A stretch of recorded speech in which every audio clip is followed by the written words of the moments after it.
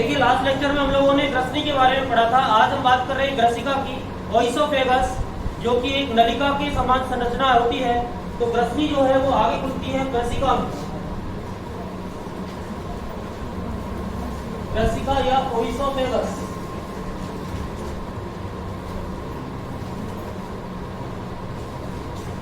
आपको पता है ये है डायफ्राम।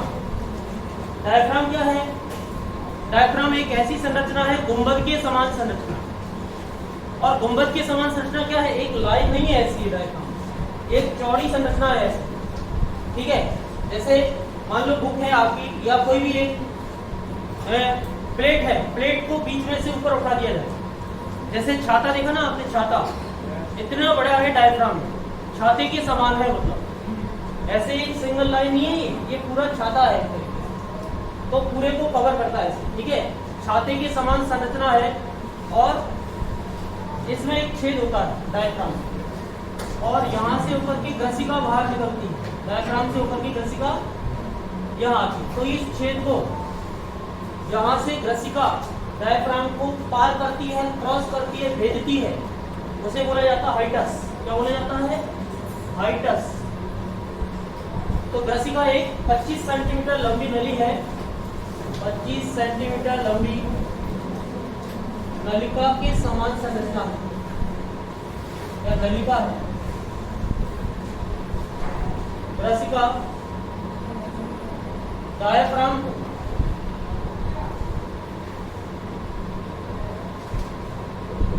जिस बिंदु से भेदती है, जिस स्थान से भेदती है,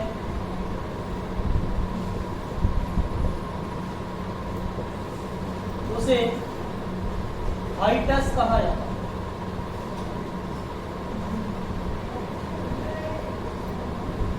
तो ये ग्रसिका है,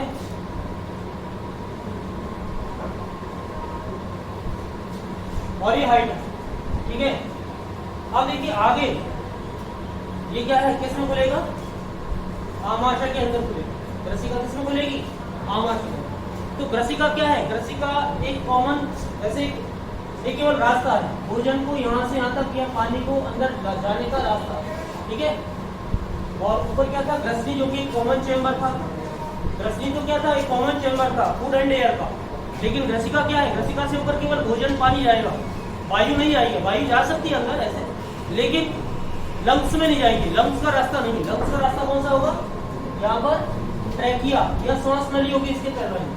ठीक है, श्वास नली होती है ठीक आगे, इस जगह श्वास नली होती है, और श्वास नली से ऊपर क्या जाती है? वायु जाती है, फेफड़ों तक पहुंचती है। ठीक है भाई, सबकी समझ में आ गया? ये ग्रसिका है। इसकी डिटेल संरचना हम भौतिकी या हिस्टोलॉजी में पढ़ने वाले हैं आगे। भाई इसमें कौन सी ग्रंथियां होती हैं, इसकी संरचना अंदर से कैसी होती है, उसे बोलते हैं हम एनाटॉमी। यहाँ पर 2-3 शब्द होते हैं। एक होता है मॉर्फोलॉजी। मॉर्फोलॉजी का मतलब होता है आकारिकी संरचना, बाहर से वो कैसा है, ये है आकारिकी या मॉर्फोलॉजी। जिस विज्ञान की शाखा के अंदर किसी भी सजीव की बाह्य संरचना का अध्ययन किया जाता है, उसे क्या बोला जाता है? मॉर्फोलॉजी या आकारिकी कहा जाता है। संध्या नाम से, वो साधना नाम से और संजना नाम से कोई गर्ल्स है क्या? ठीक है बच्चों, तो ये समझ में आई आप लोगों के बाद क्या कि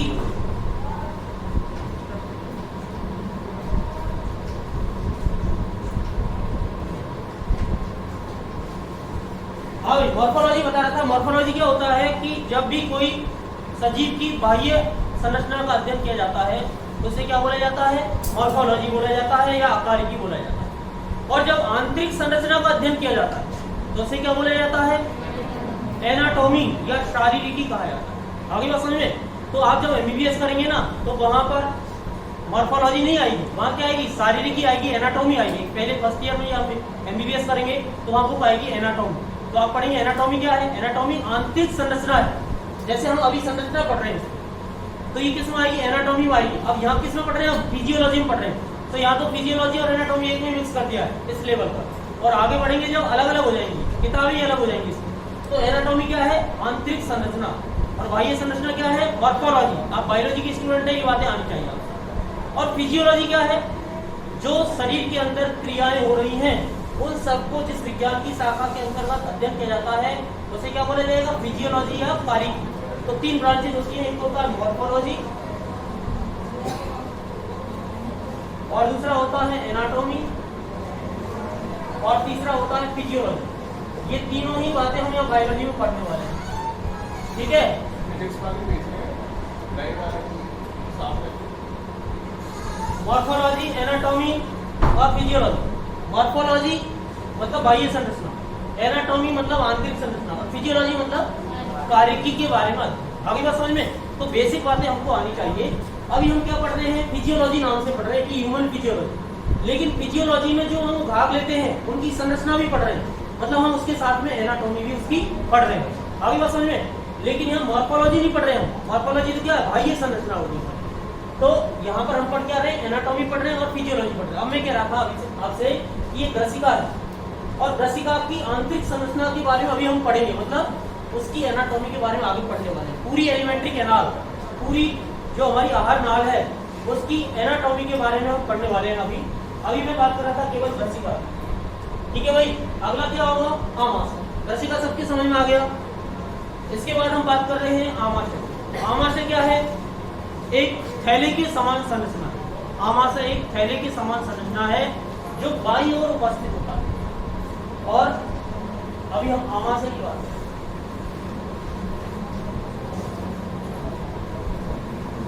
आमाशय, ग्रसिका आमाशय में खुलेगी, स्टोमा खोला जाएगा। और ये थैले के समान अंग्रेजी के जे अक्षर के आकृति का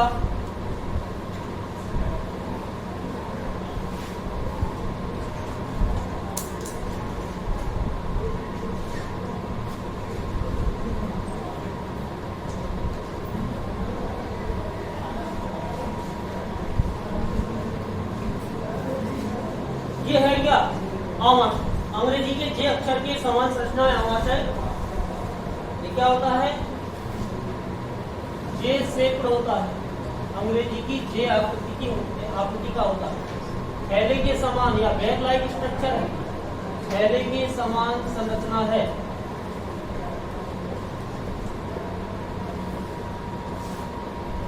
इसके अलावा क्या होगा, आगे देखिए किसमें खुलेगा,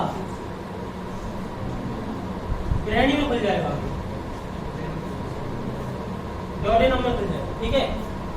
थैले के समान संरचना है, बाईं ओर उपस्थित होता है, बाईं ओर उपस्थित होता है।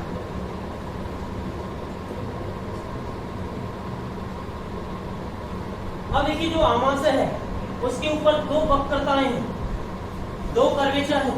एक तो ये वाला कर्वेचर है और एक अंदर वाला ये वाला कर्वेचर। वक्रताएं क्या है, मुड़ा हुआ। तो ये मुड़ा हुआ भाग है ये वाला, और एक ये वाला मुड़ा हुआ भाग। तो इसकी 2 वक्रताएं होती हैं। इन वक्रताओं को बोला जाता है मोमेंटम। क्या बोला जाता है, मोमेंटम। एक तो ये छोटा मोमेंटम है, इसे बोला जाएगा लेजर मोमेंटम, और एक बड़ा मोमेंटम है, इसे क्या बोला जाएगा, ग्रेटर मोमेंटम। तो आमाशय में 2 मोमेंटम होते हैं, इसमें 2 मोमेंटम होते हैं। मोमेंटम, देखो मैं बिल्कुल बहुत कम इंग्लिश यूज कर रहा हूँ, है ना। प्रोसेस में ये कर रहा हूँ कि बिल्कुल इंग्लिश यूज कम से कम करें, लेकिन जो टेक्निकल नाम है वो तो इंग्लिश में याद करना ही पड़ेगा, ठीक है। अब मोमेंटम को मोमेंटम ही बोलेंगे, हिंदी मत बोलिए। मोमेंटम, आगे बात समझ में, मोमेंटम ये वाला मोमेंटम है और एक ये मोमेंटम। अब मोमेंटम क्या है, मोमेंटम क्या होता है आपको पता है। हमने एक बड़ा बॉक्स बताया आपको, मैंने बोला कि ये तो है बड़ा बॉक्स, और इसके अंदर ये बड़ा बॉक्स है, और इसके अंदर एक छोटा बॉक्स रखा हुआ है। ये तो है बड़ा बॉक्स और इसके अंदर रखा हुआ है एक छोटा बॉक्स। तो बड़े बॉक्स की आंतरिक सतह, सबसे अंदर वाली सतह क्या बोलते हैं इसको, पेराइटल पेरिटोनियम। बोला था हमने, ये बात आपको बताया था, पेराइटल पेरिटोनियम बताया था ये बात। पेराइटल द्वितीय उपकला, और सब जो अंग है ये बॉक्स अंदर वाला, उसकी बाहरी सतह क्या बोली जाएगी, विसरल पेरिटोनियम, आंतरंगीय उपकला। मतलब हमारे शरीर का कोई भी अंग है ना, उसे हम एक छोटा डिब्बा मान सकते हैं और हमारे शरीर को बड़ा डिब्बा मान सकते हैं। तो बड़े डिब्बे के अंदर एक छोटा डिब्बा रखा हुआ है और बड़े डिब्बे की अंदर वाली परत जो अंदर वाली सतह है उसको क्या बोलते हैं हमेशा, पेराइटल पेरिटोनियम। ठीक है, जैसे ये रूम है और इस रूम के अंदर एक बॉक्स और रख दिया जाए तो इस रूम की ये वाली सतह ये क्या कहलाएगी, पेराइटल पेरिटोनियम। और जो बॉक्स रखा होगा उसकी बाहरी सतह क्या कहलाएगी, विसरल पेरिटोनियम। विसरल का मतलब अंग, आंतरिक अंग, और पेराइटल का मतलब भित्तीय भाग। ठीक है, जो बॉडी वाल है ये बॉडी वाल है, मतलब हमारे शरीर का बॉक्स है जो तो क्या है, भित्तीय है, शरीर की देह भित्ती जिसको बोला जाएगा, बॉडी वाल। तो बॉडी वाल की आंतरिक सतह बोली जाती है पेराइटल पेरिटोनियम और अंग की बाह्य सतह बोली जाती है विसरल पेरिटोनियम। आगे बात समझे? तो ये एक तरीके से क्या है, विसरल पेरिटोनियम, क्योंकि ये तो अंग है, अंग की बाहरी सतह कौन सी होगी, विसरल पेरिटोनियम। अब विसरल पेरिटोनियम तो है ही, अब देखिए इसे क्या बोला जाता है, मीजोथीलियम बोला जाता है। क्या बोला जाता है बच्चे से, मीजोथीलियम। क्या है ये, मीजोथीलियम। और मीजोथीलियम का मतलब मध्य उपकला, मीजोथीलियम। और मीजोथीलियम में इसके साथ साथ में और क्या होता है, एक होता है बसीय ऊतक, fat, fatty tissue plus lymph. क्या होता है इसके अलावा, लिम्फ। अगर ये दोनों उपस्थित होते हैं जब इस उपकला, ये वाली जो उपकला परत है इसमें क्या उपस्थित है, ब्लड जानते हैं आपको, मतलब और लिम्फ भी जानते हैं आप, फैट जानते हैं ना, वसा। इसके अंदर बसीय ऊतक उपस्थित है और लसिका ऊतक उपस्थित है। जब बसीय ऊतक और लसिका ऊतक के साथ मीजोथीलियम या पेरिटोनियम उपस्थित होता है तो उसे ओमेंटम कहा जाता है। क्या कहा जाता है, ओमेंटम। तो ओमेंटम क्या होगा बच्चों, बोलिए, जो मीजोथीलियम है या विसरल पेरिटोनियम है, विसरल पेरिटोनियम को क्या बोल रहे हैं हम, मीजोथीलियम। तो मीजोथीलियम के साथ फैटी टिश्यू और लिम्फ जब उपस्थित होता है तो उसे ओमेंटम कहा जाता है। तो ये वाला बाहर वाला भाग तो क्या हो गया, ग्रेटर ओमेंटम, बड़ा ओमेंटम है इसे बोला जाएगा ग्रेटर ओमेंटम। और ये छोटा है इसे क्या बोला जाएगा, लेजर ओमेंटम, लेजर ओमेंटम, छोटा ओमेंटम। ठीक है, तो यहाँ हम लिख सकते हैं mesothelium plus fatty tissue plus lymph equal to omentum. और ओमेंटम क्या हो गया, बाहर वाला ओमेंटम तो ये और अंदर वाला ओमेंटम ये। तो ये अंदर वाला ओमेंटम है, ये बाहर वाला। कोई दिक्कत है यहाँ तक किसी को? अब देखिए जो आमाशय है, इस आमाशय में जहां पर ये ग्रसिका खुल रही है इस स्थान पर एक अवरोधनी होती है, एक स्फिंक्टर होता है और उस स्फिंक्टर को क्या बोला जाता है बच्चों, गैस्ट्रो ओइसोफेजियल स्फिंक्टर। स्फिंक्टर का मतलब अवरोधनी। क्या बोला जाएगा इसको, गैस्ट्रो ओइसोफेजियल स्फिंक्टर। क्या बोला जाएगा, गैस्ट्रो ओइसोफेजियल स्फिंक्टर। इसका एक नाम और होता है, उसे बोला जाता है कार्डिएक, कार्डिएक स्फिंक्टर। स्फिंक्टर का मतलब अवरोधनी। और ये अवरोधनी क्या करेगी, ये यहाँ पर जो भी मटेरियल आ रहा है उसको नियंत्रित करेगी। ठीक है, बैक फ्लो को रोकता है, अंदर बाहर आने को रोकता है इसमें। तो ये होगा कार्डियक स्फिंक्टर। कार्डियक स्फिंक्टर कहाँ होता है, क्वेश्चन पूछा जाता है। कार्डियक स्फिंक्टर की पोजीशन क्या होगी, वह स्थान जहां पर ग्रसिका आमाशय में खुलती है उस स्थान पर एक अवरोधनी पाई जाती है, अवरोध पाया जाता है कि आसानी से कोई ऊपर नहीं जा सकता। ठीक है, उसे क्या बोला जाता है, कार्डियक स्फिंक्टर या गैस्ट्रो ओइसोफेजियल स्फिंक्टर। ओके, नेक्स्ट एक स्फिंक्टर यहाँ भी उपस्थित होता है जहां पर आमाशय ग्रहणी में खुलता है। इस जगह पर भी एक स्फिंक्टर उपस्थित होता है and this sphincter is known as the pyloric sphincter. और इसे क्या बोला जाएगा बच्चों, पाइलोरिक स्फिंक्टर बोला जाएगा, पाइलोरिक स्फिंक्टर। स्फिंक्टर का मतलब तो समझ ही गए यार, अवरोध नहीं होता है। और ऊपर वाला गैस्ट्रो का मतलब होता है, मोस्टली गैस्ट्रो जो शब्द आता है वो आहार नाल से और मोस्टली आमाशय के लिए आता है। गैस्ट्रो टर्म जहां भी आएगी ना, गैस्ट्रो शब्द वो किसके लिए आता है, आमाशय के लिए। और ओइसोफेजियल का मतलब हो गया ग्रसिका। तो ग्रसिका और आमाशय के बीच उपस्थित जो स्फिंक्टर है उसे क्या बोला गया? Gastro-oesophageal sphincter. और जो स्फिंक्टर आमाशय और ग्रहणी के बीच उपस्थित है उसे क्या बोला गया? Pyloric sphincter. आगे बात समझ में, ये क्या काम करते हैं? बैक फ्लो को रोकने का काम करते हैं, भोजन का ऊपर की तरफ प्रवाह नहीं हो जाए। ठीक है भाई। अब अगर हम बात करें आमाशय की, तो आमाशय के 4 भाग होते हैं। ये जो आमाशय दिख रहा है इसके 4 भाग होते हैं। कौन कौन से भाग होते हैं देख लीजिए आप। ये बना लिया आपने सब कुछ यहाँ तक समझ में आ गया?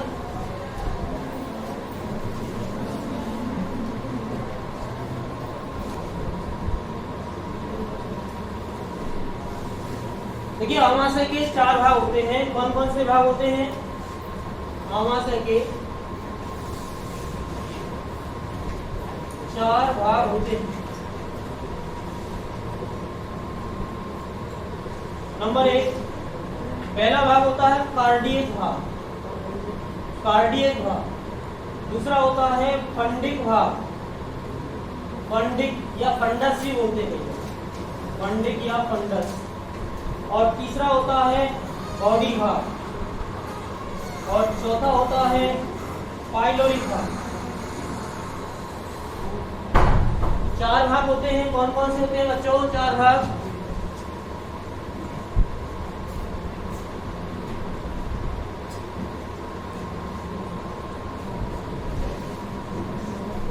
होते हैं कार्डियक भाग, फंडिक भाग, बॉडी भाग और पाइलोरिक भाग। अब कौन कौन से स्थान पर होते हैं? देखिए ये वाला जो भाग होगा, ये वाला जहां पर ग्रसिका आमाशय में खुलती है इसे बोला जाएगा, इस वाले भाग को बोला जाएगा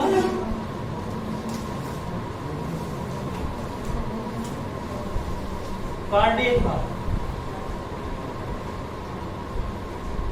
इस वाले भाग को क्या बोला जाएगा? कार्डियक भाग बोला जाएगा। ठीक है बच्चों, ये वाला भाग क्या होगा? कार्डियक भाग। और ये वाला जो ऊपर वाला भाग दिख रहा है आपको इधर वाला, इसे बोला जाएगा फंडिक भाग। ये वाला पार्ट कौन सा होगा? फंडिक या फंडस। ध्यान रखना, आजकल डायग्राम बेस्ड क्वेश्चन पूछे जाने का फैशन चल रहा है, ट्रेंड चल रहा है। ठीक है, ऐसे क्वेश्चन आते हैं एग्जाम में, ये बना हुआ जाएगा डायग्राम और ABCD लेके आएंगे यहाँ पर ABCD, और इनको पहचानिए, इनको मैच कीजिए, तो फिर आपको ये डायग्राम एकदम परफेक्टली आना चाहिए माइंड में कि ये वाला भाग कौन सा होगा? कार्डियक होगा। ये वाला भाग कौन सा होगा? फंडिक होगा। और जो बीच वाला भाग है, जो सबसे ज्यादा पार्ट है, उसे क्या बोला जाएगा? बॉडी भाग। इसे बोला जाएगा बॉडी। और ये वाला जो भाग होगा, जो लास्ट में है, ये वाला भाग जो कि जहां पर ग्रहणी में खुलने जा रहा है, उसे क्या बोला जाएगा? पाइलोरिक। और इसीलिए इसे क्या बोला जाता है? Pyloric sphincter.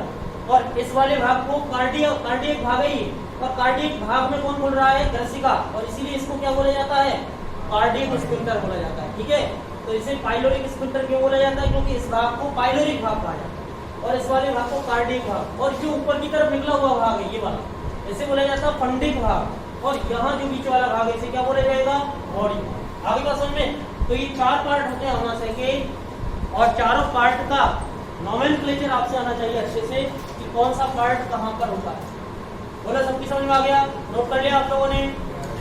इसके बाद नेक्स्ट पार्ट की बात करें। अच्छा, एक बात और ध्यान रखो, अभी हम एनाटॉमी में पढ़ाएंगे ये बात कि जो आमाशय का आंतरिक भाग होता है उसमें अनियमित बलन पाए जाते हैं।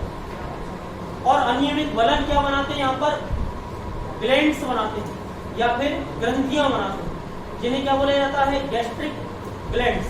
अभी समझ में? उन्हें गैस्ट्रिक ग्लैंड्स बोला जाता है, ग्रंथियां बोला जाता है, जो पाचन में सहायक होती है। तो यहाँ पर अनियमित जो फॉल्ट्स होते हैं उन्हें बोला जाता है रूगी। क्या बोला जाता है? रूगी। तो यहाँ लिख सकते हैं हम, आमाशय में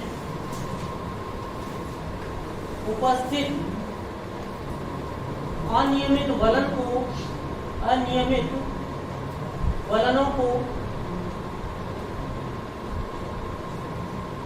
रूगी कहा जाता है। क्या कहा जाता है?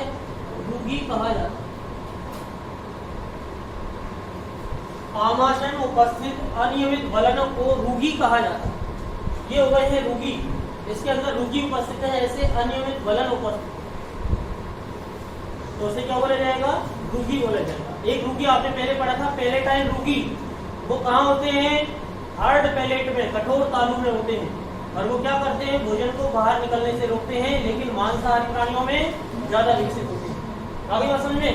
और यहाँ कौन से रोगी होंगे, स्टमक या गैस्ट्रिक रोगी इनको बोल सकते हैं। ठीक है, समझ में आ गया। इसके बाद देखिए अगला भाग होगा डोडेनम। डोडेनम या ग्रहणी। अगला जो भाग होगा वो होगा ग्रहणी।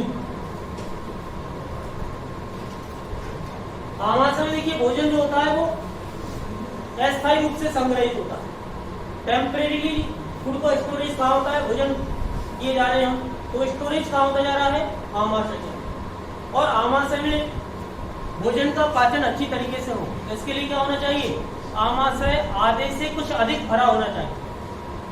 ऐसे नहीं फुल भर दिया है, वो फुल भर जाएगा तो पाचन नहीं होगा। आधे से कुछ अधिक मतलब कुछ भाग उसका खाली होना चाहिए, ये है कहने का मतलब। आमाशय में भोजन का अच्छी तरह से पाचन हो, इसके लिए क्या होना चाहिए, यह है कुछ आधे से अधिक भरा होना चाहिए, या मतलब कुछ भाग इसका खाली होना चाहिए। ठीक है, इससे पाचन अच्छी तरीके से हो सके।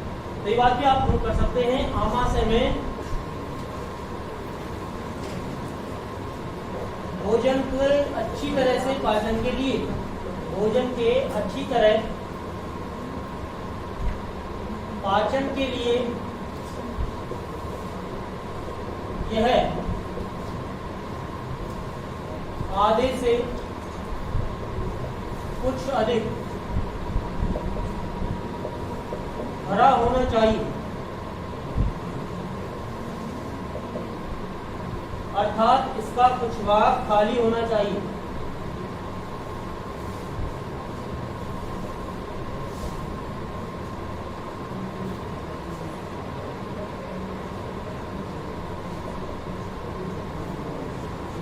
ठीक है बच्चों, तो ये है आमाशय। इसके बाद हम बात कर रहे हैं ग्रहणी या डोडेनम। अब देखिए ग्रहणी या डोडेनम ये वाला पार्ट, यू आकृति या सी आकृति। देखिए हम लोग क्या है, नीट की तैयारी कर रहे हैं और नीट में जो भी क्वेश्चन का आंसर फाइनल माना जाएगा वो एनसीईआरटी में जो लिखा है वही माना जाएगा। तो एनसीईआरटी में इसको क्या बोला गया है, सी से, सी आकृति के समान, लेकिन कुछ किताबों में इसके बारे में लिखा होता है यू आकृति के समान। ठीक है, तो सी और यू दोनों ऑप्शन में आते हैं तो आंसर करेक्ट क्या होगा, सी।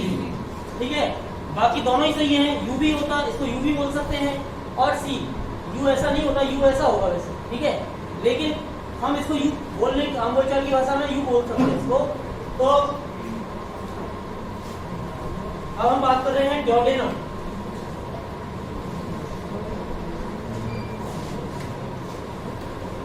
ऐसे कोई घुमा हुआ भाग है तो हम बोल सकते हैं यू शेप है या सी शेप है। ठीक है, बाकी यहाँ क्या मानना है हमको, सी शेप है। तो डोडेनम या ग्रहणी यह है सी या यू शेप संरचना है।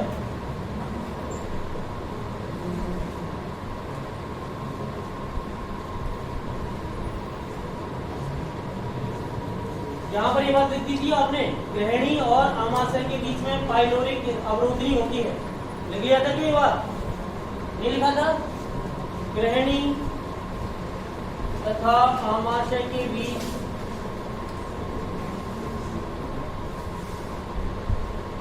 पाइलोरिक स्फिंक्टर होता है।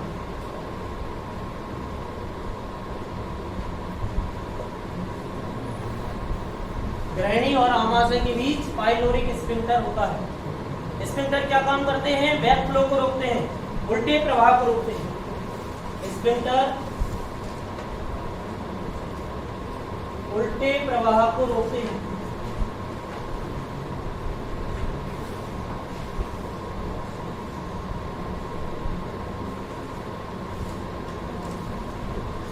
स्फिंक्टर जो होते हैं वो उल्टे प्रवाह को रोकने का काम करते हैं। ठीक है बच्चों, तो ये तो है पाइलोरिक स्फिंक्टर और ये कौन सा है, कार्डियक स्फिंक्टर।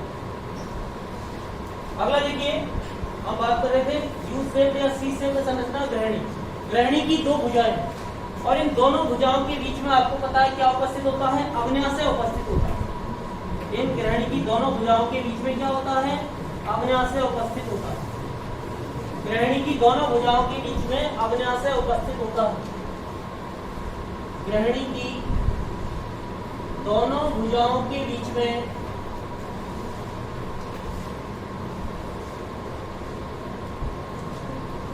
अग्न्याशय या पेनक्रियाज उपस्थित होता है।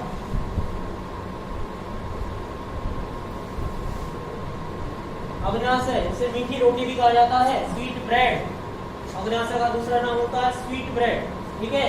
अग्न्याशय बोला जाता है, पेनक्रियाज इसको बोला जाता है। ग्रहणी की दोनों भुजाओं के बीच ये जो संरचना है इसे क्या बोला जाता है? पेनक्रियाज बोला जाता है। अब आप में एक बात दिमाग में आई होगी आपके में कि ग्रहणी क्या है? ग्रहणी एक आंत्र का भाग है, ठीक है। तो आंत्र कौन सी? छोटी आंत्र। स्मॉल इंटेस्टाइन जो होती है, छोटी आंत्र जो होती है, उसके तीन भाग होते हैं। एक तो होता है डोडेनम, एक जेजुनम और एक होता है इलियम। तो यहाँ पर हमने पहला पढ़ा, तो ये कौन सा भाग हो गया? स्मॉल इंटेस्टाइन का भाग है। स्मॉल इंटेस्टाइन पढ़ रहे हैं, इंटेस्टाइन। और इसके तीन भाग होंगे, नंबर 1 डोडेनम, नंबर 2 जेजुनम और नंबर 3 इलियम।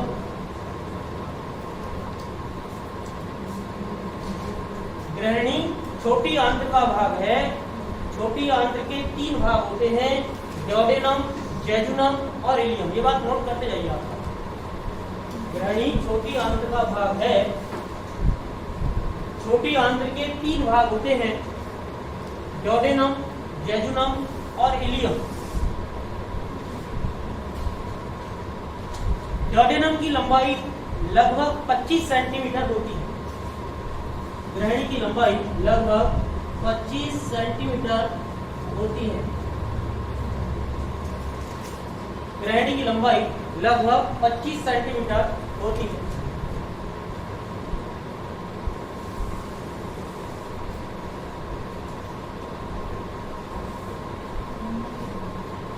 आगे हम पढ़ने वाले हैं, जब हिस्टोलॉजी पढ़ेंगे तो एक वहां शब्द आएगा ब्रूनर्स ग्रंथियां। क्या शब्द आएगा बच्चों? ब्रूनर्स ग्रंथियां। तो बहुत फेमस क्वेश्चन है नीट के एग्जाम का कि ब्रूनर्स ग्रंथियां आंत्र के कौन से भाग में उपस्थित होती हैं? तो आंसर आएगा ग्रहणी में उपस्थित होती हैं ब्रूनर्स की ग्रंथियां। तो ब्रूनर्स ग्रंथियां कहाँ पाई जाती हैं? यहाँ लिख सकते हैं हम, ब्रूनर्स की ग्रंथियां ग्रहणी में उपस्थित होती हैं। ब्रूनर्स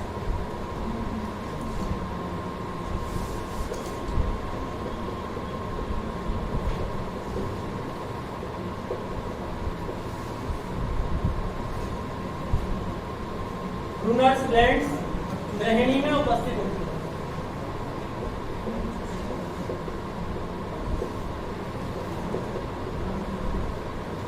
ब्रूनर्स की ग्रंथियां कहाँ होती हैं?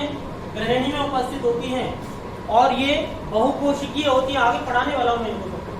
बहुकोशिकीय होती है, मल्टी सेलुलर होती है और ये कोई एंजाइम का स्राव नहीं करती, एंजाइम का सीक्रेशन नहीं करती। ये जो भी पदार्थ सीक्रेट करती है वो कैसा होता है? क्षारीय होता है। क्षारीय पदार्थ स्रावित करती हैं, उसमें कोई एंजाइम नहीं होता। ये ब्रूनर्स ग्रंथियां कहाँ पर होती हैं बच्चों? ग्रहणी में होती है, ठीक है। तो ये ग्रहणी के बारे में पढ़ लिया आप लोगों ने। कोई दिक्कत है आपको तो बताइए।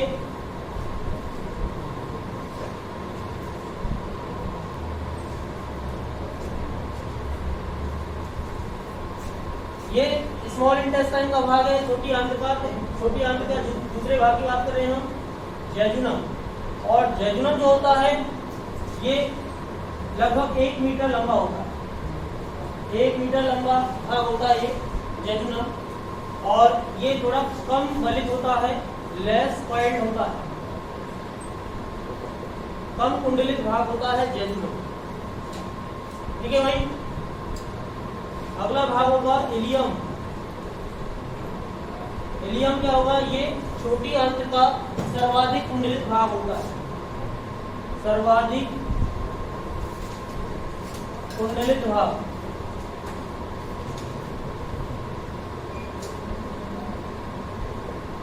देखिए जेजुनम और इलियम में क्या होते हैं? विलाई पाए जाते हैं। विलाई विलाई क्या होते हैं? जैसे मैंने बोला फॉल्ट है, जो फॉल्ट्स हैं उन फॉल्ट्स को तो बोला जाता है क्या? वेल्व्युली कॉनिवेंटी। बोला जाता है हमको, आगे बताऊंगा क्या होते हैं। वेलब्ल्यू कॉनिवेंटी बोला जाता है। फॉल्ट्स को क्या बोला जाता है? वेलब्ल्यू कॉनिवेंटी, ऐसे बोला जाता है फॉल्ट्स। और उस फॉल्ट जैसे मान लो ये ऐसे फॉल्ट्स,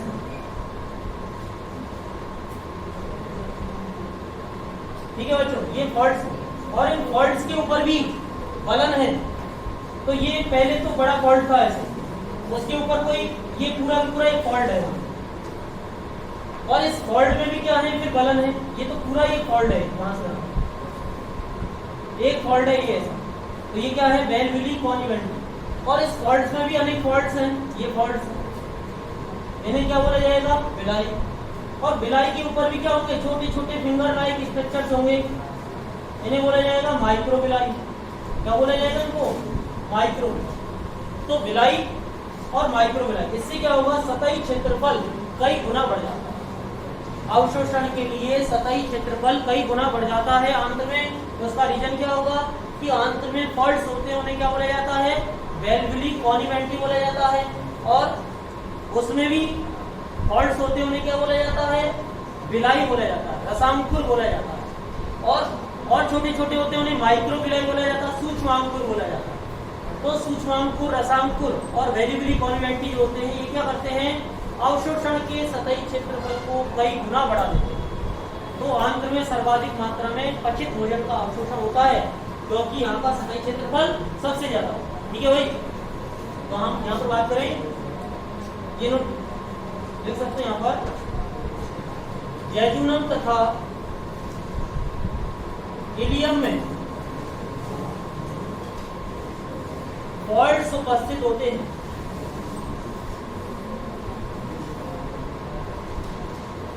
इन्हें वेलब्ल्यू कॉनिवेंटी कहा जाता है।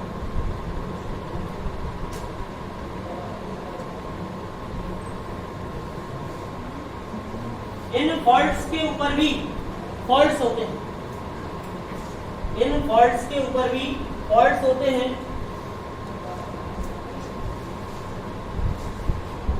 इन फॉल्ट्स के ऊपर भी फॉल्ट्स होते हैं, जो अंगुली के समान होते हैं, जो फिंगर लाइक होते हैं, फिंगर लाइक होते हैं। इन्हें बिलाई कहा जाता है, रसांकुर कहा जाता है। बिलाई या रसांकुर कहा जाता है। रसांकुरों की जो सतह है, उसकी कोशिकाओं में भी छोटे छोटे उभार होते हैं, और उन्हें क्या बोला जाता है? माइक्रोबिलाई।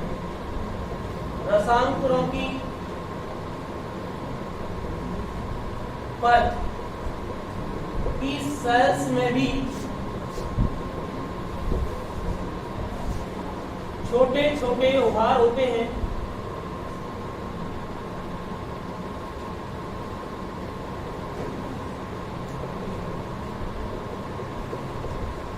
उन्हें माइक्रोबिलाई कहा जाता है। माइक्रोबिलाई कहा जाता है।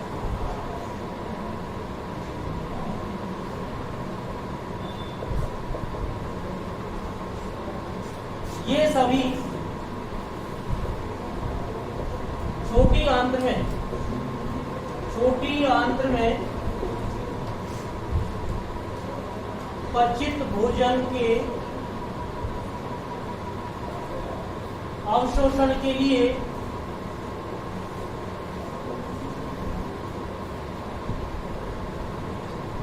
सतही क्षेत्रफल कई गुना बढ़ा देते हैं।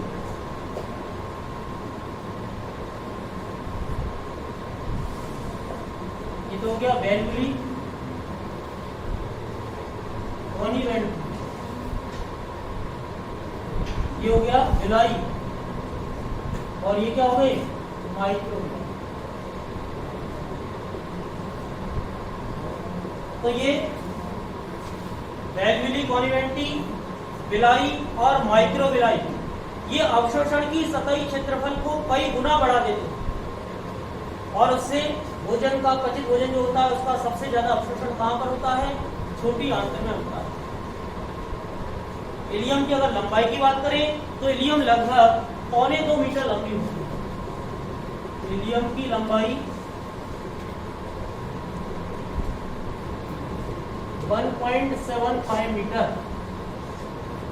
लगभग 1.25 मीटर लंबी होती है इलियम।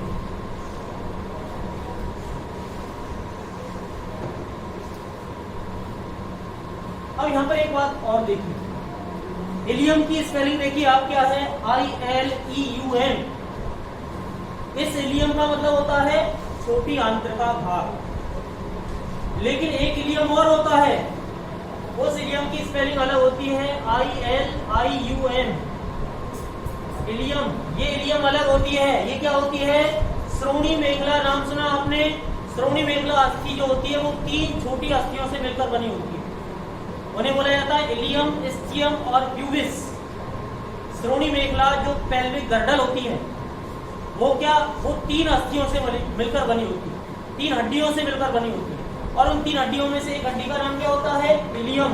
तो यहाँ क्या लिख सकते हैं? यह श्रोणी मेखला की एक अस्थि है।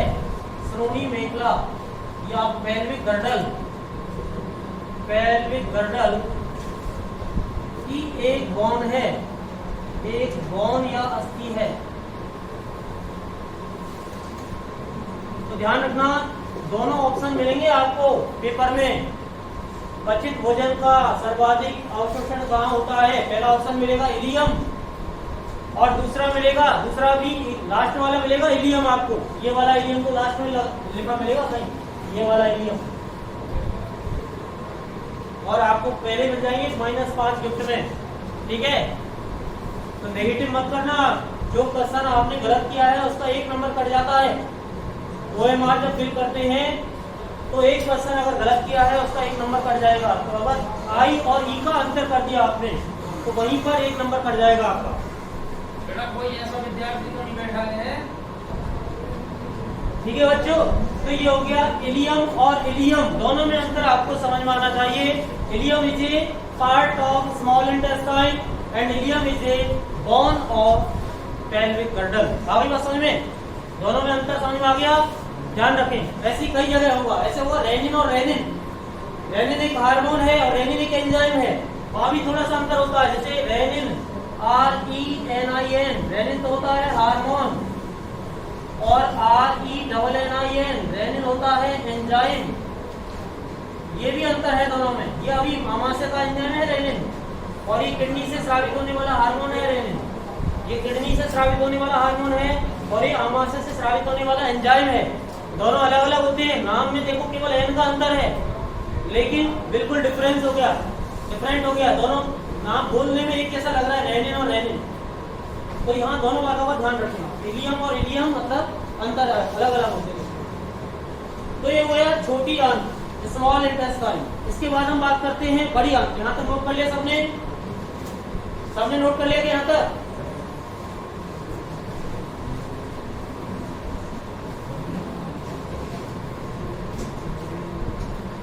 देखिए लार्ज इंटेस्टाइन या बड़ी आंत जो है ये इलियम के बाद स्टार्ट हो, और इसके भी 3 भाग होते हैं। कौन कौन से? 3 भाग होते हैं।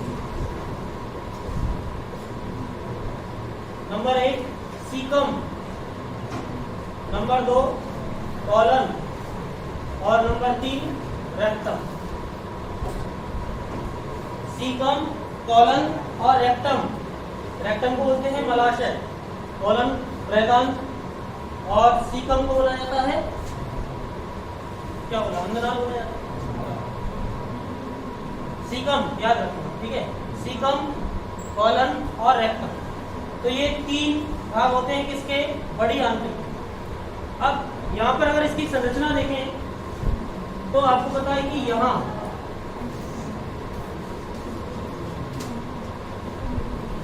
ये था इलियोसिकल वाल्व,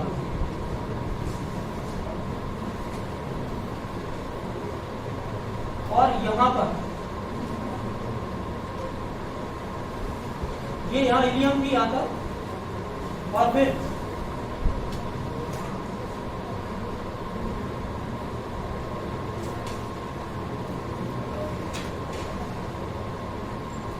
ऐसे, और एक भाग फिर ऐसे, इसके भी 4 भाग होते हैं।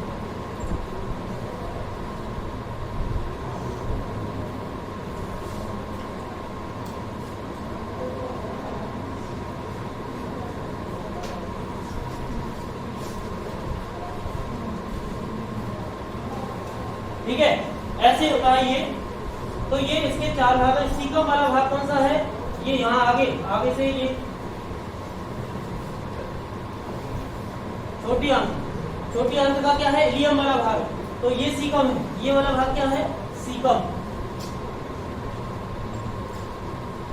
और सीकम से देखिए यहाँ पर एक अंगुली के समान प्रवर्ध निकला होता है। इसे क्या बोला जाता है? Vermiform appendix. वर्मीफॉर्म एपेंडिक्स इसको बोला जाता है। तो सीकम क्या है? और ये इलियम है। और इलियम और सीकम के स्थान पर क्या है? एक जंक्शन है। और इसे क्या बोला जाता है? इलियोसीकल वाल्व। क्या बोला जाएगा? इलियोसीकल वाल्व। इलियोसीकल वाल्व ये कपाट है। इलियम और सीकम के जंक्शन पर एक कपाट होता है, उसे इलियोसीकल वाल्व कहा जाता है। सबसे पहले मैं बात कर रहा हूं सीकम की। तो यह एक ब्लाइंड सैक है, या फिर अपन बोले यह एक थैले के समान संरचना है। सैक लाइक स्ट्रक्चर है, थैले के समान संरचना है। सैक लाइक स्ट्रक्चर या थैले के समान संरचना। सीकम की बात कर रहा हूं मैं। सीकम तथा इलियम के जंक्शन पर, या इलियम तथा सीकम के जंक्शन पर पाए जाने वाले कपाट को वाल्व को क्या बोला जाएगा? इलियोसीकल वाल्व। इलियोसीकल वाल्व कहा जाता है। इसे क्या बोला जाएगा? इलियोसीकल वाल्व। तो ये इलियोसीकल वाल्व, इलियोसीकल वाल्व से नीचे लगभग 2 सेंटीमीटर नीचे, इलियोसीकल वाल्व से लगभग 2 सेंटीमीटर नीचे इलियोसीकल वाल्व से लगभग 2 सेंटीमीटर नीचे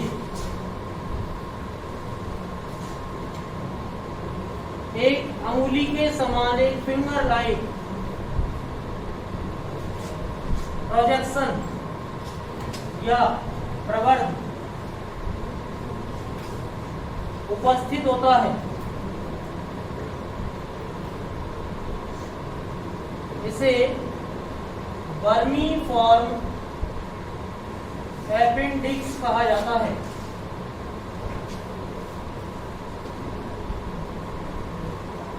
वर्मीफॉर्म एपेंडिक्स कहा जाता है।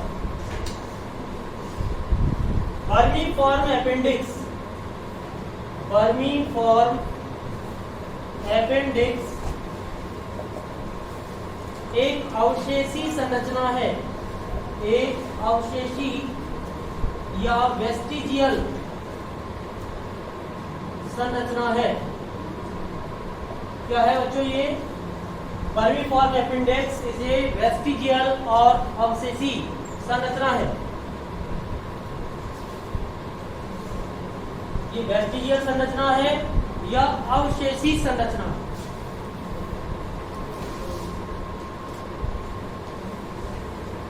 वर्मीफॉर्म एपेंडिक्स एक वेस्टिजियल या अवशेषी संरचना है, अर्थात इसका कोई कार्य नहीं होता है मानव के अंदर।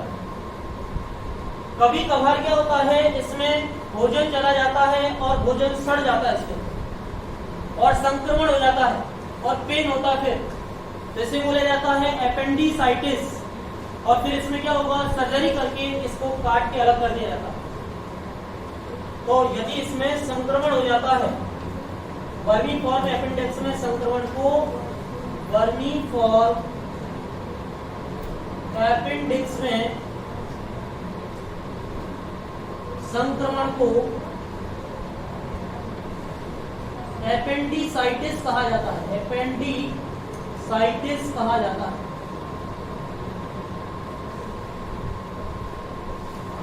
आइटिस का मतलब क्या होगा? सूजन और इन्फेक्शन। जैसे फेरिंग्स में हुआ तो फेरिंजाइटिस, लैरिंग्स में हुआ तो लैरिंजाइटिस, कंजक्टिवा में हुआ तो कंजक्टिवाइटिस, अपेंडिक्स में हुआ तो अपेंडिसाइटिस। तो आइटिस टर्म जहां पर लगा है इसका मतलब क्या होगा? सूजन और इन्फेक्शन।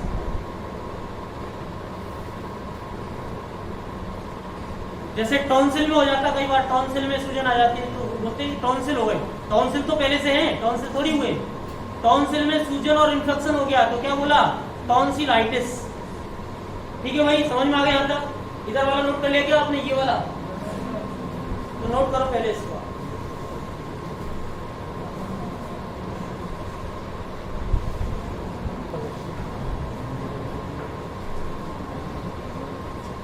बच्चों देखिए, सीकम के अंदर सिम्बायोटिक बैक्टीरिया या सहजीवी जीवाणु उपस्थित होते हैं।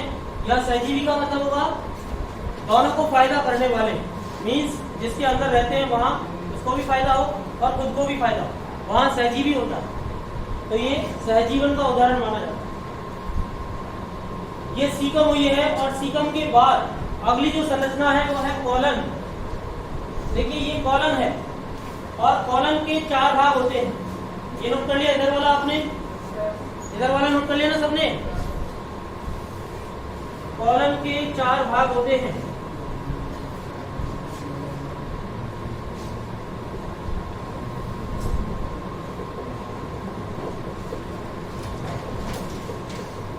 कौन कौन से भाग होते हैं कॉलन के? नंबर 1, एक तो होगा ये असेंडिंग या आरोही, असेंडिंग कॉलन या आरोही कॉलन। दूसरा है ट्रांसवर्स या अनुप्रस्थ कॉलन, ट्रांसवर्स कॉलन या अनुप्रस्थ। और तीसरा है डिसेंडिंग या अवरोही, डिसेंडिंग कॉलन, ये होता है अवरोही। और एक होगा एस अक्षर के समान, ये थोड़ा ऐसे घूम करके ऐसे, इसे बोला जाएगा सिग्मॉइड या पेल्विक, इसे बोला जाएगा सिग्मॉइड या पेल्विक कॉलन, सिग्मॉइड या पेल्विक कॉलन। तो पहला हो गया कौन सा? आरोही या असेंडिंग। दूसरा ट्रांसवर्स, तीसरा pelvic sorry descending, descending colon. और चौथा हो गया पेल्विक या सिग्मॉइड कॉलन। ठीक है, तो ये 4 भाग हो गए कॉलन। और कॉलन के अंदर आपको पता है पाचन नहीं होता है कोई। कॉलन के अंदर कुछ मात्रा में अवशोषण हो सकता है, पाचन नहीं होता कॉलन। और यहाँ पर क्या होता है, कई बार भोजन चिपक जाता है, अपचित भोजन चिपक जाता है और ये अवरुद्ध हो जाती है कॉलन। इसे बोला जाता है संक्रमण हो जाता है, इसमें कोलाइटिस बोला जाता है। कॉलन में संक्रमण हो जाएगा तो क्या बोला जाएगा? कोलाइटिस। तो जहां भी संक्रमण होगा उसमें आइटिस हम लगा देंगे। ठीक है, इसके बाद अगर हम इसकी बात करें तो ये क्या होगा? रेक्टम या मलाशय, रेक्टम या मलाशय। और मलाशय के अंदर फीकल मटेरियल, फीकल मटेरियल यहाँ पर टेम्परेरीली स्टोरेज होता है। फीकल मटेरियल होता है मल, फीकल मटेरियल अपचित भोजन वो फीकल मटेरियल कहलाता है, वो इसके अंदर स्टोरेज होता है। और ये होती है एनल कैनाल, गुदीय नाल। और ये होता है ओपनिंग और इसे बोला जाएगा एनस। तो अगला भाग होगा रेक्टम। कॉलन के बाद अगला भाग होगा रेक्टम। और रेक्टम क्या है? बड़ी आंत्र का अंतिम भाग। बड़ी आंत्र का अंतिम भाग क्या होता है? रेक्टम होता है। ये नोट कर लिया था आपने इधर? बड़ी आंत्र का सबसे अंतिम भाग होता है रेक्टम। बड़ी आंत्र का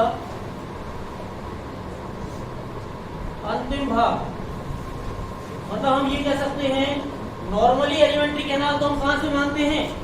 बक्कल कैविटी से लेकर के रेक्टम तक। ठीक है, या एनस, एनस तक मानते हैं किसको? Alimentary canal. लेकिन जो एक्चुअल में है वो कौन सा है, ग्रसिका से लेकर के रेक्टम तक। तो ग्रसिका से लेकर रेक्टम तक यहाँ पर। अब देखिए पेशी स्तर की बात करें ना, तो सबसे ज्यादा जो थिक, सबसे बड़ा पेशी स्तर कहाँ होता है, आमाशय में होता है। और सबसे पतला पेशी स्तर कहाँ होता है, रेक्टम में होता है। सबसे पतला पेशी स्तर होता है रेक्टम में, लिख सकते हैं हम, रेक्टम में पेशी स्तर सबसे पतला होता है। रेक्टम का पेशी स्तर पतला होता है, सबसे पतला होता है।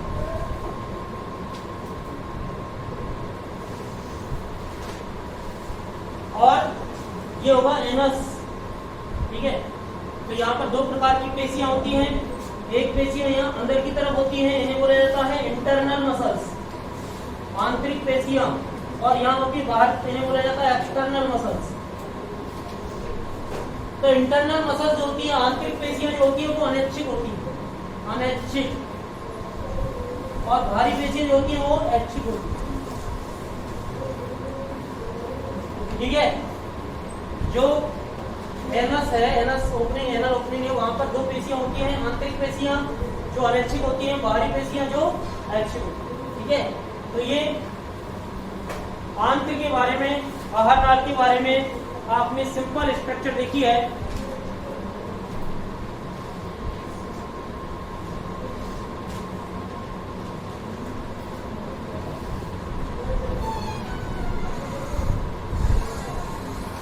या ये स्ट्रक्चर कंप्लीट हो गई है आहार नाल की। इसके बाद हम बात करेंगे आगे आहार नाल की एनाटॉमी के बारे में, जो नेक्स्ट लेक्चर में पढ़ेंगे।